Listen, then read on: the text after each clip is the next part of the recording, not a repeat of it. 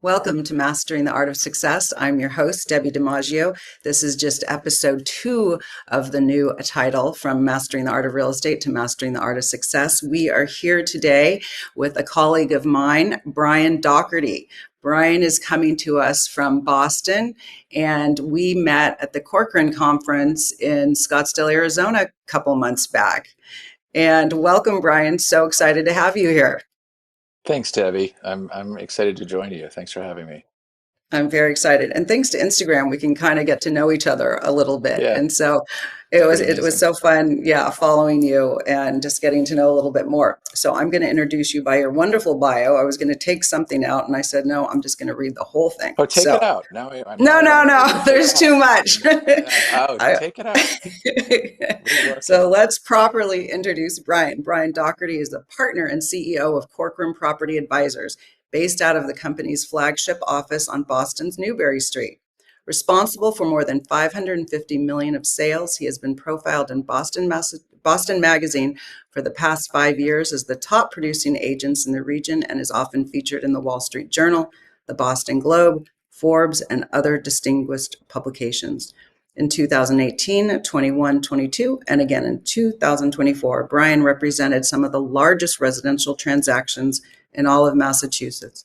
Prior to his affiliation with Corcoran, Brian was a managing director at Compass, where alongside his partner Nick, he led the private brokerage team to provide bespoke real estate services for accomplished individuals and families throughout Greater Boston. Brian was also a managing partner at Robert Paul Properties from 2014 until 2019, when he sold his interest in the business. He previously held a number of senior management and business development roles for various privately held and publicly traded companies. From '05 to '07, Brian was a real estate sales advisor with DPS Development Company, working on the marketing and sales of luxury real estate developments in Turks and Caicos and Jackson Hole, Wyoming. Brian served for several years on the advisory board for a top agent network, which is called TAN, which is a private membership of the top 10% producing agents in the state. He also served as a member of the finance committee for Governor Charlie Baker.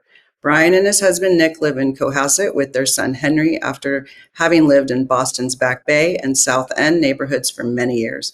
Passionate about design and preservation, Brian and Nick have renovated and redeveloped several significant properties throughout the years, including a boutique inn on Cape Cod. I love that.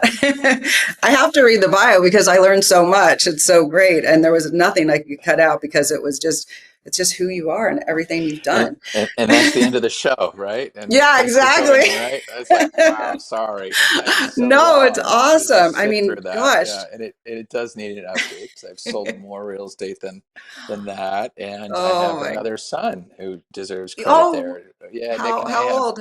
baby Sam, who's now 9 months old. So we've got a 7 year 9 old and a nine months. month old, and yeah, so it's a Oh, I lot. was But just so envious watching you with Henry.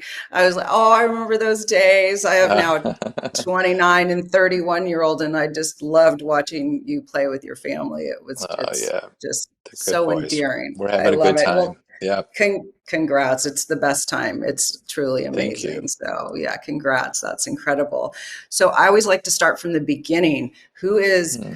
Brian? How did he get there? Did you know when you were younger what you wanted to do, that you would do all of these things, or did you have a different career in mind? Tell us where Hmm. you grew up and how you got there.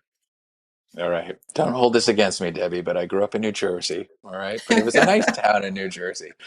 It was nice in northern New Jersey, just outside of New York, where my dad commuted in every day, worked on Wall Street. And my mom grew up in the town. And so as a result, my grandmother was just a mile down the street. And so we were very close with my grandmother, Taffy, Mhm. who worked in real estate. But before I got the real estate bug, I had an interest. I wanted to be a limo driver. And I really I'm 44, so this is like, remember big white limos and Yes. the TV antenna on the back. In New York City, you'd go through Times Square and you'd stick your head out of the side of the whole thing. So, Yeah. but I remember at a holiday dinner, I was telling my grandmother this, and she was just awesome, but very elegant. And she said, "Oh no, darling, you want to have a limo driver, because I said I want to be a limo driver." And so, so that's actually one of my summer jobs. I was a chauffeur for a really nice hotel. But I think back on that because she was trying to guide me even then. Right. So then when I told her, I used to drive down, she managed this office, and it was then it was all women.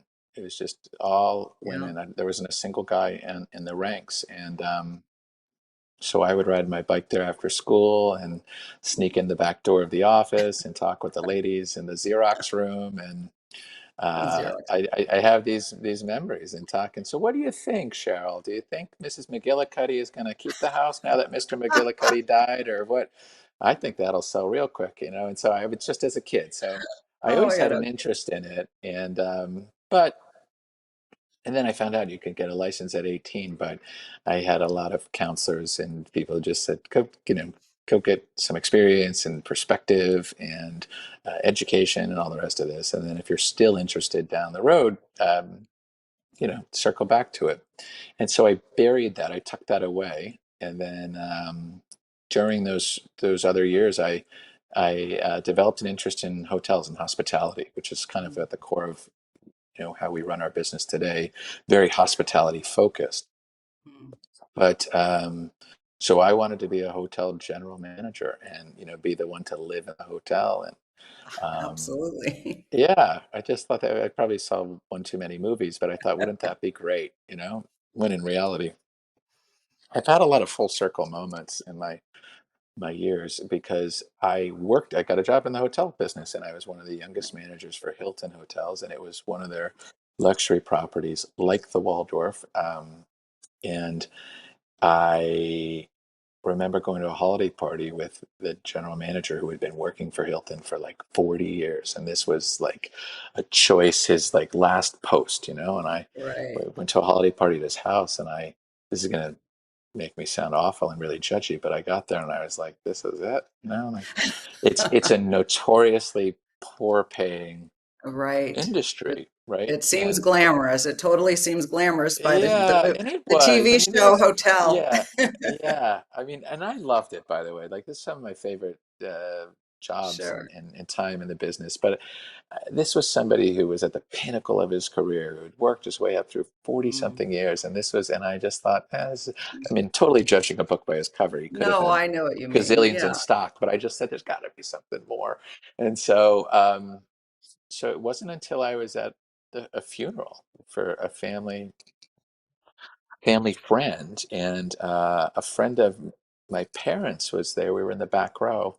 I didn't even know the person who had passed, but I was just there to show respect and pick up some business. And there I was in the back row, and I was talking to a guy who had worked on Wall Street with my dad, and super nice guy. And I said, "What are you doing?" I thought you were retired. And he said, "Well, I was, but then these guys put together this development project and pulled me out of retirement, and we're running this private resort community where we're selling home site and these luxury amenities."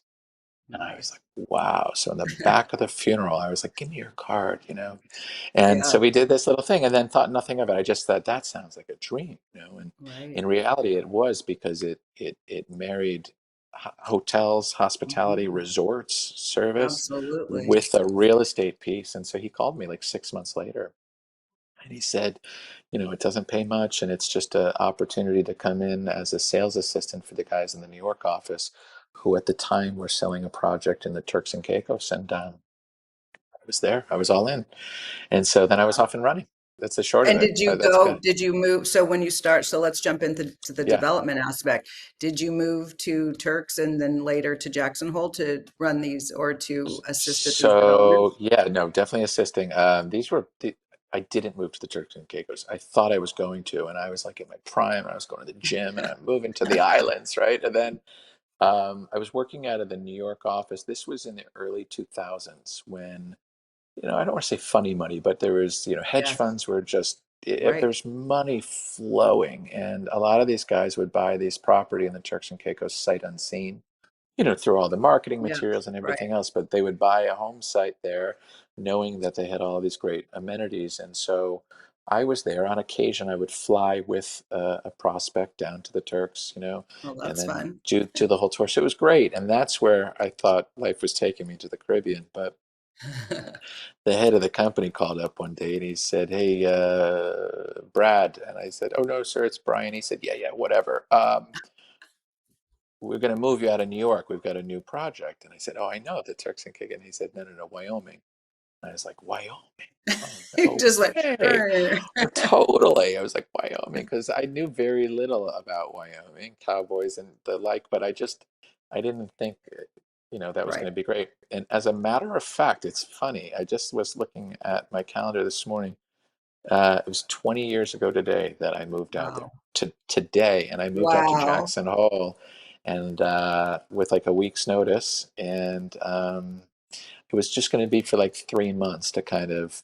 I've always been Right. really interested in processes, and Hmm. data and Yes. analytics, realizing that you can analyze data and that helps inform some business decisions that you should make. So I had that approach to this development business, and the leads and where we should be marketing and all the rest of this. And so I think that they were trying to leverage some of that. And instead of 3 months, I ended up being out there for, I think, almost 18. So, and it was Wow. it And was where it was was amazing. we were just there skiing in March, and I'm Oh, sure really? since you were there, obviously it's grown. So I mean, I don't think these days, I mean, people own multi-million dollar homes there now, but I think these are third and fourth homes. It's just so many Right. empty, big, beautiful homes. I think for the tax advantage, I learned a lot when I was there. But Yeah, that's where right. was your development? Was it It was along the Snake River, okay? which runs all through several states, but it was along the Snake River. It was south of town, Okay. the village where they have, the elk, the antler arches, and everything else. The town square, probably Yep. a good 25 minutes, and Okay. that was a challenge, But there was Right. a beautiful Tom Weiskopf golf course and a clubhouse, and it was just physically beautiful land. And but if you wanted to be skiing, it was 25 plus, another 20 Right. minutes. And so, it wasn't without its limitations, but we worked through them. And it was a great So experience. It was really formative. it sounds, yeah. Well, you learned so much from the ground up. No, Yeah, literally. So, did you have your license at this time? I did. Yeah. I You had had your already been instinct. licensed in New York, and we would basically tee up these opportunities for the team in the Turks and Caicos, and then they would, hopefully close them or whatever. And so they were licensed there. And then I got licensed in Wyoming, So and we're gonna. Idaho. I want to jump into AI in a minute because my mind the last 2 days I've been down a rabbit hole. And Oh, this really? morning, Yeah. I was on a mastermind with agents throughout different companies throughout the country that I'm on, and Right. the AI tools that were coming my way were just my head was spinning. But before we get into Wow. that, you just said that you were analyzing and doing things to figure out how to bring the people. I mean, you had to bring people from other areas to Wyoming to the specific place. Right. So there was no AI at the time. How, and I Yeah. don't even know if the internet was, or maybe the internet was around, but how did you do that? What were you doing to bring people to this area? It's a lot of direct mail, and so Okay. there was a real, excuse me, direct mail, but also print advertising, and so there was a real significant financial commitment to marketing in relevant audiences, and that's probably when I first learned the significance, the importance of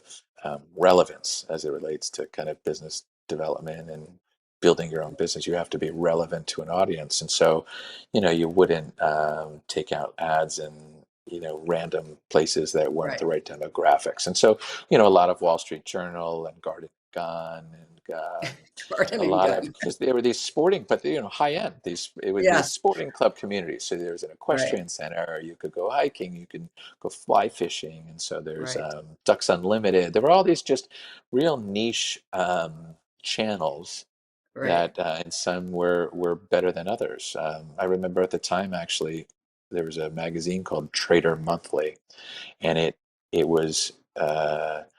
It was published by a former Wall Street trader, and this is just these guys who are making millions and millions of dollars in the early 2000s, and it was just it was celebrating the lifestyle and the glitz and glam and funny money and what do you do with it? Oh, and you turn the page and then you say, It's I some, want to live the yeah, sporting life. And so, yeah, it was all about it. It's no different to this day. It's like right.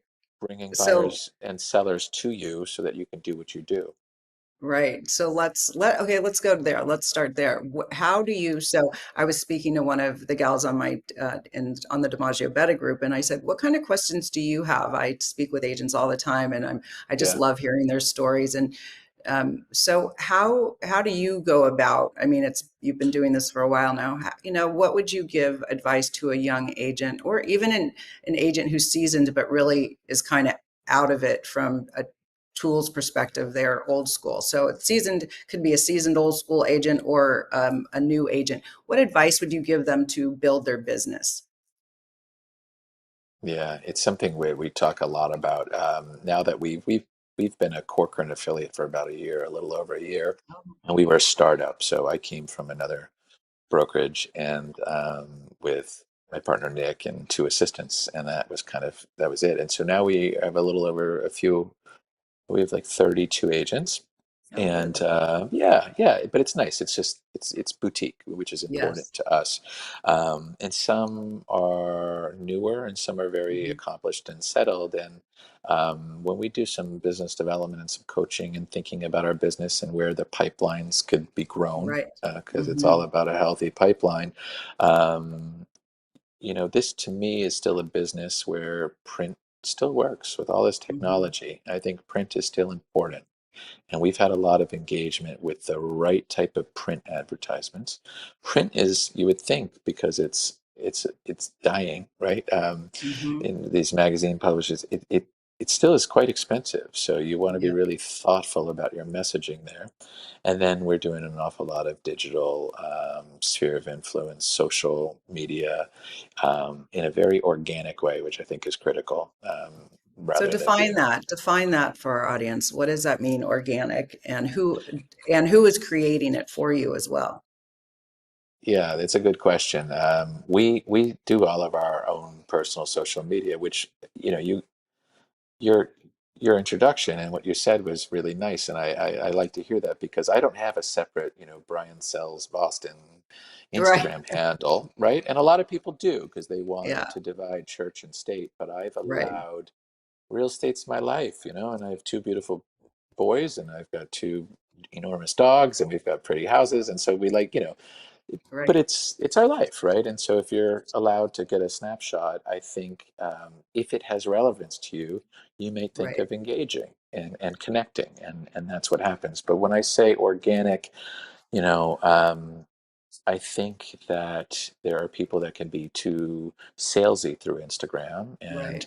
uh, promote, open house hours and all the rest of that. And again, it's important, especially if you have a company or a team. But as you, the agent, I think that there's more of an audience who want to know about you, the person, or you, the family person, or you, the business Right. person. And so there's a way to do it just subconsciously without talking about how many kitchens and baths. It's just less is more. I guess Right. we subscribe in a big way to that. It's like Right.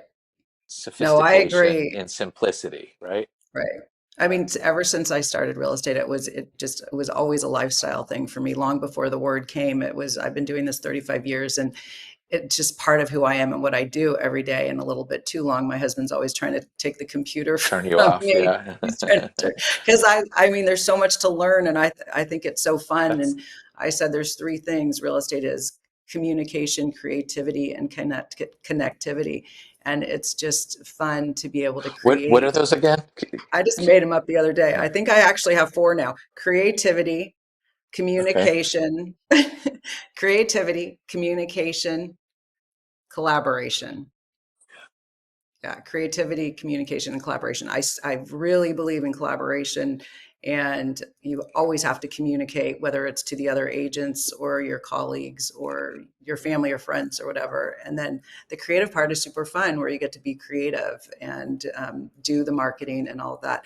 But so when you when you said about your kids, again, I love kids. So when you said about, organically, and I share my family, and that's what I saw when I went on once to your Instagram, and I go, oh, they're so cute. And kids, I think you're playing in the water or something. It was like a weekend. And so it used to be really easy for me before my kids went to college and now are grown-ups. I used to post about them all the time. And if we were at a lacrosse Yeah, game or yeah, yeah. whatever. And Right. then I got to a point where the kids said, stop posting us. Oh yeah, yeah. So That's now I that's have, already so then it's all of a already sudden I'm like, happening with it. Yeah. I So you know, need content, right? Yeah. What right. else is And I'm cute? like, okay, Your now husband doesn't want to like, be this subject all no, the time. exactly. And so, yeah, it became harder when the kids went off and grew up. But like when you So, go to New York to visit your daughter and like, yes, you're there, right? And then yes, I think it's a absolutely. great platform to just remind the audience that, the audience, but people that take Yeah, the time to follow and show interest right, that you're in more than one place, right? And you're not right, so it's an opportunity to have a conversation. I think right. it's all about engagement. So if you I put think something it's, out yeah, there about an open house that's happening tomorrow in a town that's 3,000 miles away from you. Like, that's okay, but like, right, show me a beautiful shot of the kitchen and maybe just like something so that it prompts somebody to say, where is that? Or who is that designer? It's so beautiful. Because every time you do something, leave a little bit more and then you look at those messages and somebody's saying, oh my gosh, that's so pretty. Do you know that wallpaper? It's just a chance right. to engage, right? Right. And also to There's educate. The other thing is to educate, right? We want to educate our Yeah. audience. So if you want to change a countertop, it's really not that hard. I show a before of a house and then you change the countertop to white, let's say, just because you're not going to go, I you're going to love be, that. I it's I just, can just doom scroll like before and afters. I love that. I think other yeah. people do too, the before and afters, Yeah. I and think and that's how really impactful important. it could be, right? Yeah. Right. And as you're flipping houses, so you know that. So let's jump over to AI. What sorts of tools are you using um, and how are you using it and what sort of prompts maybe are you giving it? I'm not using it enough. I'm really not. And so I'm tuning into it, as a business leader, and we've got people that are more engaged with it or taking advantage of different resources and studying. There's a lot to learn. There's And so much.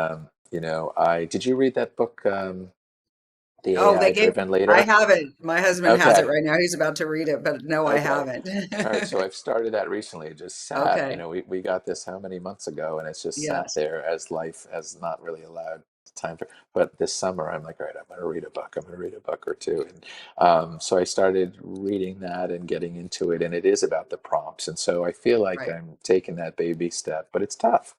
It Um, is. I, There's a lot, I, but it's I good. don't, my personal business, because I'm a broker owner, so I work with clients and buyers and sellers, but fewer and fewer. Hmm. The price point or the engagement has grown for me in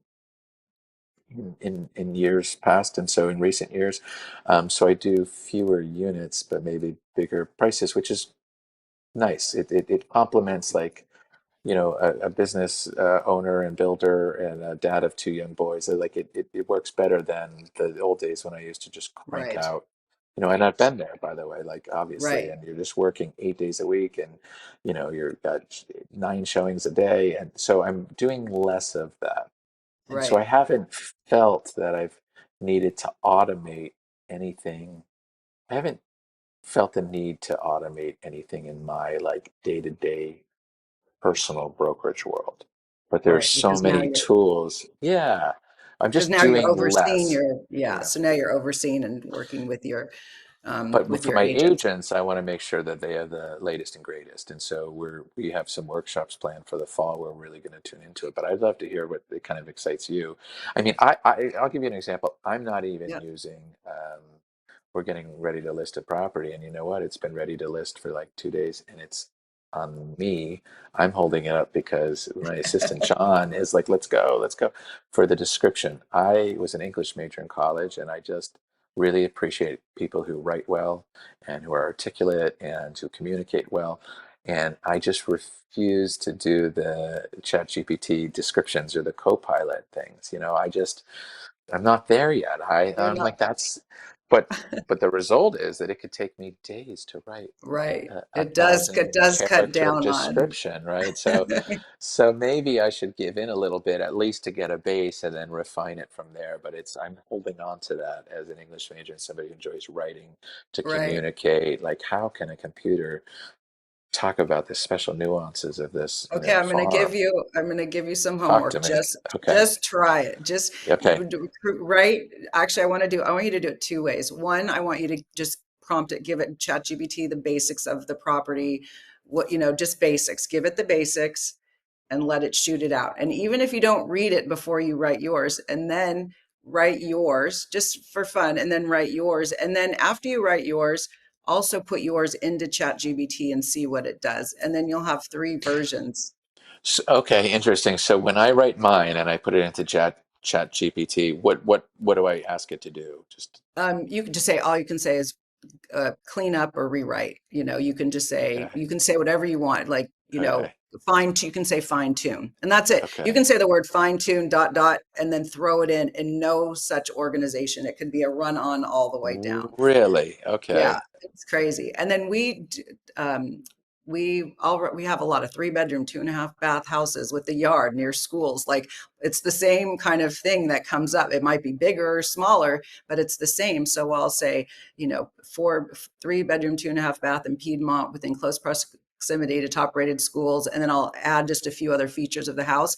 And they come up with a really good description. It's Really? pretty, I want you to try it. I think All you might right. like it, I even as an will. English Okay. major, because I Okay. love to Okay. write.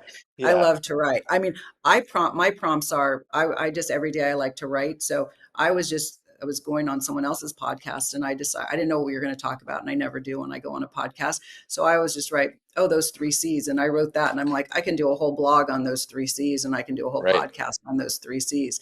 So, okay, I want to go back just because so when I started this podcast, it was really about helping my 25-year-old self when I didn't know what I wanted to do. And Hmm. now that Hmm. I'm always coaching younger people, and we're part of 29 offices, I think, of Corcoran, and we have 80 agents under my husband, who's the broker of our 2 offices. And then I'm the marketing director and coach Wow. I hadn't and, realized it's that large. My and, goodness. and Wow. sell full time. Um, and always trying to Right. create, but I always love helping the younger or the newer agents, and not necessarily younger. So what are some things, because you're wearing your broker hat, what are some things you're going to be coaching with your agents, because you're trying to build your brand and there at your new office over the last year? What are you coaching them on? How are you telling them to build their business? Yeah. We talk an awful lot. We workshop this. How to be thought of, right? This is a Mhm. business where if they don't think of you, they're going to think of somebody else, right? And this is just people that exist, Right. past clients, and even new clients. Like, why should somebody call you to support their needs when there are so many other people? And so we start there, then we go back and we think through it. And we did a lot of this in the spring, which you've heard of these SWOT analysis: Yes. strengths, weaknesses, opportunities, threats. And it's really basic, and really the SWOT analysis was designed really for companies and business to business environments. But when you as a person do this exercise where you just take a piece of paper and you divide it into 4 quadrants, and strengths, weaknesses, opportunities, and threats, it's it's it's a self-reflection that I think almost always ends up being thought-provoking for the person who does this exercise if they take it Right. seriously, right? And so, Yeah. what do you know that you're really good at? And so I'm attention to detail. I love design. I am a great communicator. I'm fun. I'm all these things you put it there, right? Opportunities are either opportunities for improvement or opportunities to be visible to Mhm. an audience, right? And so it's like, and I'm just making this up, but Yeah. I think an opportunity really would that nobody is focusing on waterfront condos. I'm just totally making this up, but Right. that's Right. you've done this assessment, and so that's an opportunity. We're going to come back to that, but like and detail a whole bunch of these things. Weaknesses is what a lot of people struggle with. This is like, I'm perfect. What do you mean? But yeah, so it's like, uh, how do so that's when the real reflection and the magic can happen. Is like, well, I'm not confident. or what we got a lot of this spring working with our agents was I'm uncomfortable promoting myself, which is Mm-hmm. interesting, right? Because this is a Mm-hmm. business that if it's reliant on self-promotion, right? And you Right. Right. celebrating your wins. And if that's not, so how do we compensate that for that? So you do all of that, and then threats are really like things kind of out of your control, but things that you should be aware of. It's the industry Mm-hmm. changes, it's more competition, it's the neighborhood is changing, just things along those lines that you should be mindful of. But it ends up being thought provoking. So what can you do to make sure that you're celebrating your strengths at every turn? And so, and you're that's what you're posting about, Right. not saying I'm so amazing at this. There's a way to do that, which is not obnoxious. But in your mailers or things or letters that you're putting out or magazine ads that you're thinking about running, how can you celebrate your strengths and then neutralize your weaknesses and turn your weaknesses into opportunities for improvement, if that makes any sense. So it's Yeah. such a basic exercise, but people Right. have really taken it to heart. And so on the person that doesn't like to promote themselves, well, then maybe you need to hire a social media content. There are plenty of people who will do that, Right. and they'll work for 5 hours a week on it, and they'll charge you a retainer or something like that. But there's just so many ways that once you verbalize, and you look Mm-hmm. at it, and then you own these weaknesses, what can we do to turn them into a positive and turn them into that strength column so that you're a formidable force. So Absolutely. No, I think that's really great. And what do you feel about that's a so very great. so I so want to, so tangibly, right? So it's like, yeah.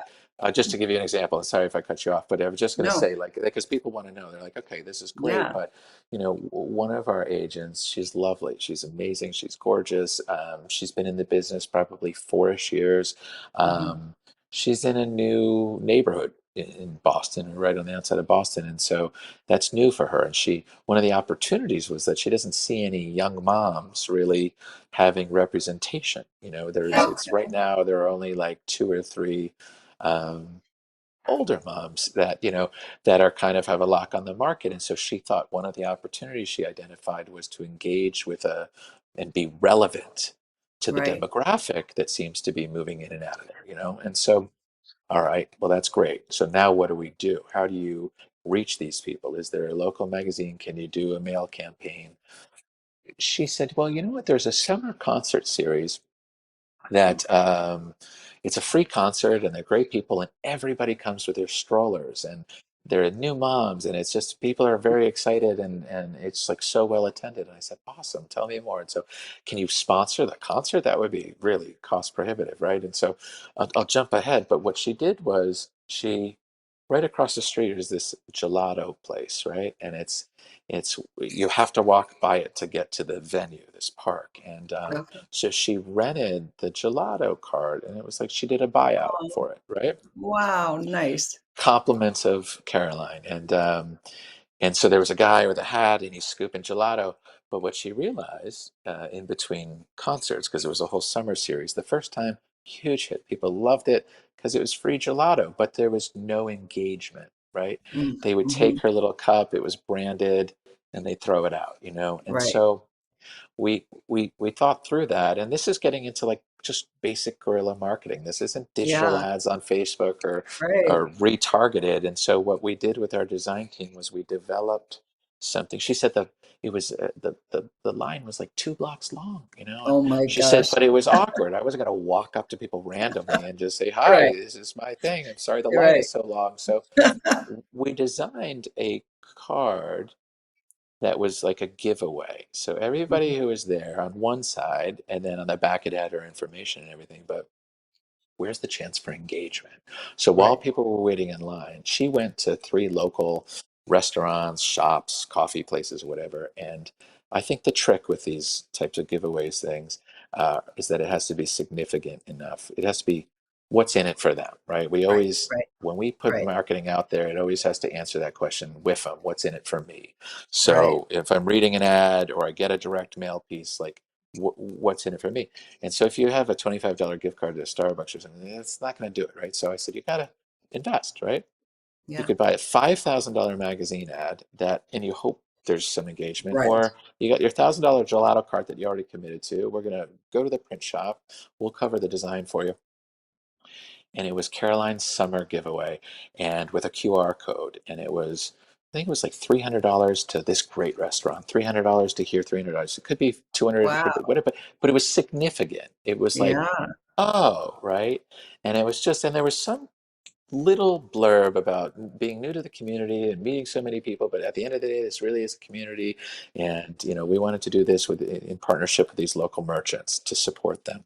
So everyone was giving, she was, So as people were waiting in line for this amazing gelato that people were raving about, she gave out these cards that we designed. They were beautiful, but they were like this. She said, "Hi, I'm Caroline, and we're running this giveaway. I'm doing the gelato. I'm a local broker, and I live right around the corner. My husband will. But anyway, if you're interested, you just do this QR code and submit your thing, and we're going to do a drawing tomorrow, oh, and a it's all done." drawing. Okay. I was like, Right? is she giving $300 to everyone? No. And so people, so I had no idea. This was kind of my idea. Yeah, I had no idea how it was going that's to go, but it great. was something. And she called me that night about 9 p.m. and she had already had 32 emails because the Wow. QR code, you scan it from your phone and it went right to an email that was pre-populated with Caroline's giveaway. And all they had to do was like leave their information. Oh So my God. right? That's And it's great. so basic. She was jazzed, and then they gave it away the next day. And so, but what she has now are the beginnings of a Right. relevant audience to then, and she's created this really fabulous monthly newsletter, and she's had several listings from it. So already, Wow. Well, because it that just was now that's engagement, right? So tangible. That yeah. is tangible. That is incredible. That is really, wow. That's really But the wonderful. question is like, how do we engage? So Yes. her heart was in the right spot. Her thought was great. Napkins, cups with her brand and Right. Corcoran, but they were getting thrown out. But then it was Right. engagement and make it important enough and it had nothing to do with real estate, right? And it That's the was key. easy. And the best thing about it, it was easy because she was giving something. She said, hi, she introduced herself, but she said, you get, where it's for a drawing. So she had something Yeah. to say rather than, hi, I'm your local real estate agent. If you ever look to buy or sell, Correct. it was Exactly. something like, here, I'm going to give Yeah. you this and hopefully you'll win. And then people just, thought that was kind and they reached out and Yeah. subscribed. And now she has a pipeline of people that she didn't have before. It's about building the pipeline. And that was going to, well, Yeah. we should go to a quick commercial break because I Okay. never do. We're going to go to a quick commercial break. We'll be right back. And I want to continue on this conversation. Thank you. We'll Okay. be right back.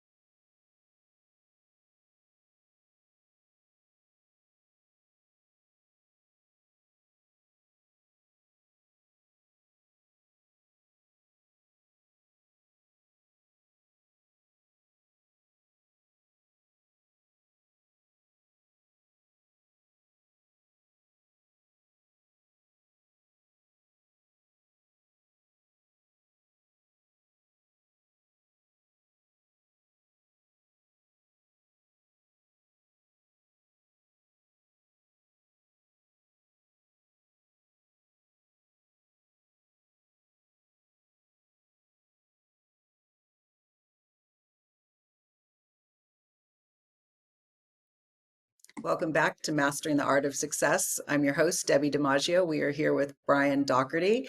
And thank you for that information. I think that was really, really good advice. I'm going to share that with Sydney because she's going to an event and we were putting together some little things for her, but to give out. But I think what you just shared is just amazing. So I think It's that fun. was really, Yeah, think really outside the great. box. Yeah, Yeah. yeah, yeah. Absolutely. So now let's go on a little visual journey. I love to travel. I love to be in different places. I would travel every day if I could. So let's take us through Boston and Cape Cod and Martha's Vineyard. And if you go to Nantucket and all the wonderful areas that make up the greater Boston area, and tell us about the market and about who's moving there and maybe who's moving out and what it's like to live there. Yeah, oh, definitely. I came here. Nick and I have been together almost 20 years, and we Oh, moved wow. out of New York after I came back from Jackson Hole in Las Vegas. I did a stint in Las Vegas for 12 long months, but I survived. Oh my God. Yeah, Two yeah, days is long that's a enough. whole nother podcast, exactly. But and what happens there stays. But we came Yeah. back, and then we found ourselves. It was during the credit crunch, and the developers were having a tough time getting projects financed and out of the ground. And so I found myself consulting.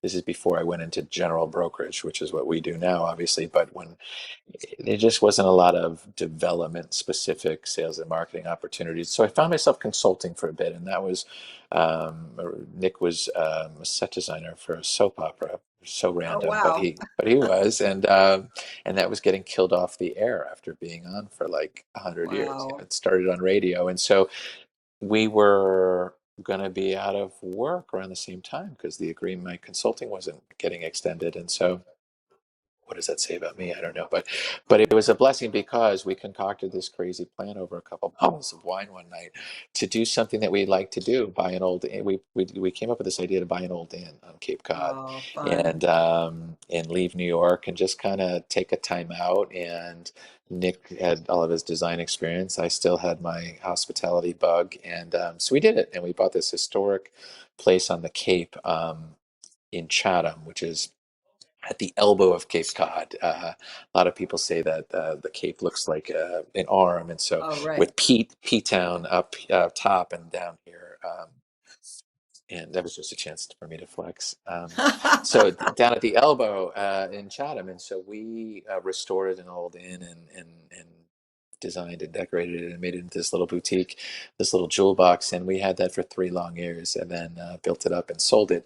But it was during that time that the inn was running. We had a small little team helping us, and we were on Mhm. autopilot, but we needed to make more money, and so then we got licensed and hung our licenses with a local shop on the Cape, and that's when we really started to get excited about the property and the properties throughout the region.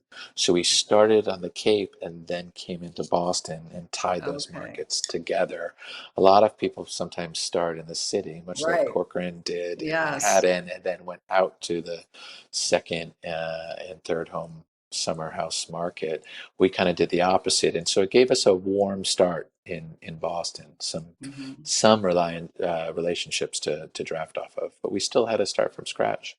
So in Boston, since 2013, we've developed a nice business here in primarily in the historic, the older part of Boston, which is there are a number of neighborhoods that date to the 1800s or even before. The Back Bay, in particular, it's kind of the heart, the quintessential Boston. It was laid out by a French city planner, Parisian city planner. So it has these big boulevards and it's a grid system and these big wide sidewalks and beautiful brownstone townhomes, many of which have been converted into condominiums over the last 30, 40 years. So that's great. And then we've got Beacon Hill, which is really charming, Uh-huh. cobblestone streets and gas Beautiful. lanterns and just really beautiful photographs, quintessential New England, with flower boxes out front. Beacon Hill's not without its challenges. There's a lot of design limitations, and if you have old Oh, windows, you can't, touch those. right. And we have one client who, it took them 12 months to get their front door color approved Wow. because there's so much of that character preservation. And they wanted to do a Right. good color, Oh, but it's you know what I mean? gorgeous Yeah. there. Yeah. But, for us, you could be, 45 miles away in a weekend summer home market, Cape Wow, Cod, that's close. I was on the going to South ask Shore. you. It is, right? And so, Wow. whereas a lot of people like in San Fran, I don't know, you've got to go to Tahoe, or you've got to go to the mountains, or you've got to go to Cabo, or where, I don't know. But Yeah. for weekend homes, or maybe you go up 45 north. minutes. Yeah. Yeah, yeah. We're 50 minutes from Napa, so we're pretty close Well, to that's Napa, good. but Yeah. But if people down in like Silicon Valley, like oh yeah, it's where do further they for go to sure. get, I don't know. Right. So we tie those markets together, and we've built a nice practice. And it's what we found was, instead of just having the Cape Cod relationship, right? Hmm. Now it's the same client, but we have Right. three opportunities to work with them. So we're in the city, we're in the suburbs, which is called Metro West. It's like Wellesley College is out there. Oh, okay. West End, Brookline. There's some beautiful high-end communities, neighborhoods, suburbs. And then, so we've got that touch. What we find is That's maybe awesome. somebody who's raised their kids in the Wellesley is selling the big family home, and then they're going to Hmm. get a place in Boston, maybe nothing too crazy. So now we'll sell the place in Wellesley, we'll support them with the purchase in Boston, and then maybe they're going to reshuffle the vacation or the Cape House. And so we Right. wind up with three touches of that one relationship just Uh, because of the geography of this Right. market. Yeah. That's amazing. And then do you go to Martha's Vineyard in Nantucket? Just recently, I've long gone to Nantucket and have enjoyed that with friends and family. And Nantucket's a wild market. It's hot, and a lot of people recently have been drawing comparisons to St. Bart's. I mean, it's really chic and high end, and it's pretty programmed, if that makes any sense. Like, Yes. you get dressed up and you go to dinner and all the rest. It's a beautiful island. Only recently, the last 2 seasons, we've been doing quite a bit of work on Martha's Vineyard, and it's been fun for me.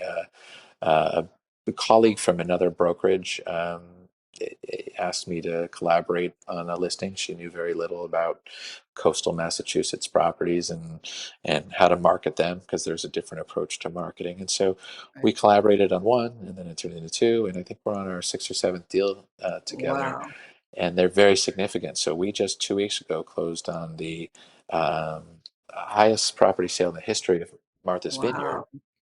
and the second highest in Massachusetts, which is interesting because it's all relative. It's a reminder Right. that these are in the upper almost 40 million, but like, Wow.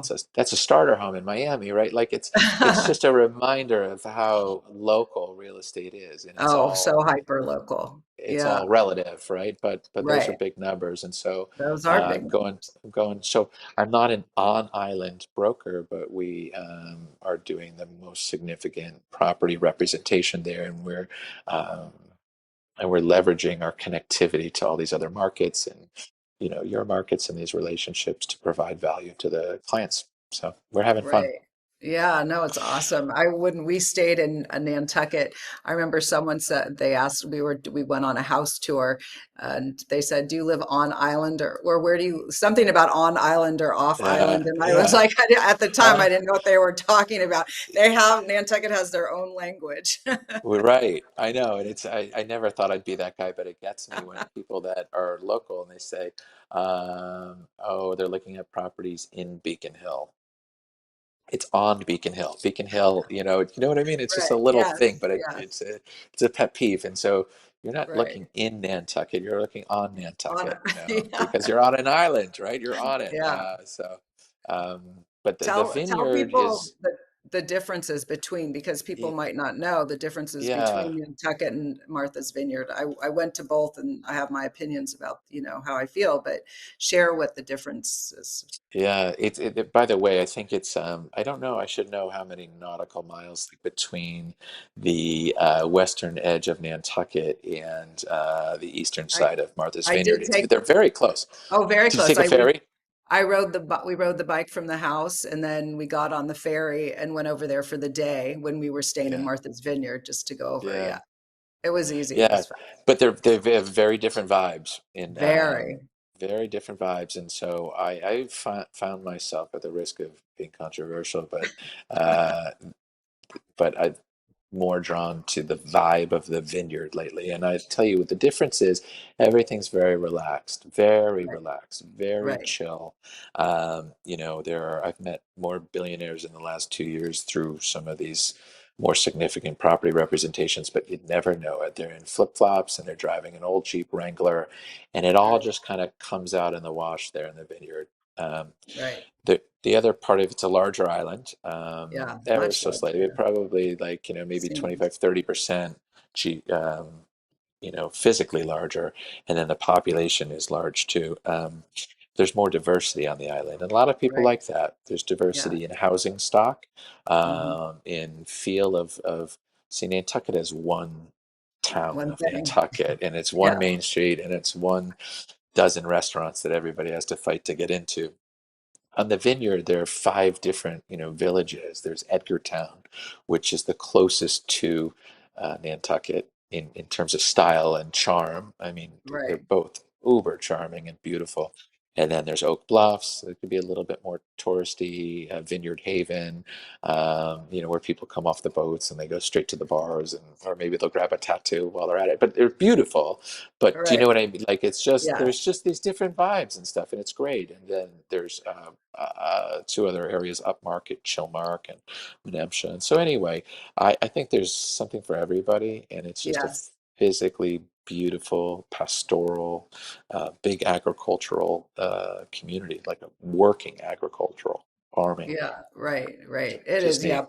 both are pretty, but yes, I would say I love St. Bart's, and so we've gone a couple times, and Yes. that's true. St. Bart's, and I could see Nantucket, but I would say the difference. I think Na Nantucket is definitely more preppy, more conservative than St. Bart's, but they Yeah. do have those dress up, go to Right. lunch. I mean, you always are dressed up in Nantucket, or I Did mean, you that's dance where on I'm. the tables in St. Bart's? Did you I didn't maybe? knock it on the No? table, no. Okay. All right. All right. Well, you'll have to go back. We'll have to go together.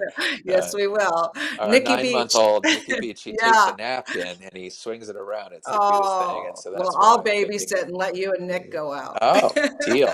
Deal. That's Now we're great. going for sure. Yeah. 1000%. Oh, I love it. We use the Yeah. Corcoran office, the Corcoran agents there to rent our houses. They're Oh, is really that great. right? Oh, you do villa Yeah, rentals there? Oh, really yeah, good. yeah, Yeah. yeah. It's really amazing. All I've right, heard we it's the have number to. one Oh, it's spot to go to amazing. in I the love it. network. I Yeah. love it so much.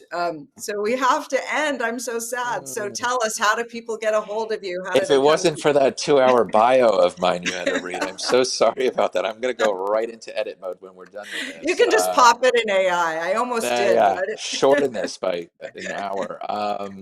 I am Brian Doherty, and I'm at Corcoran, and so you can Google me. My Instagram comes up there. It's just underscore Brian Dougherty, which is really spelled Doherty.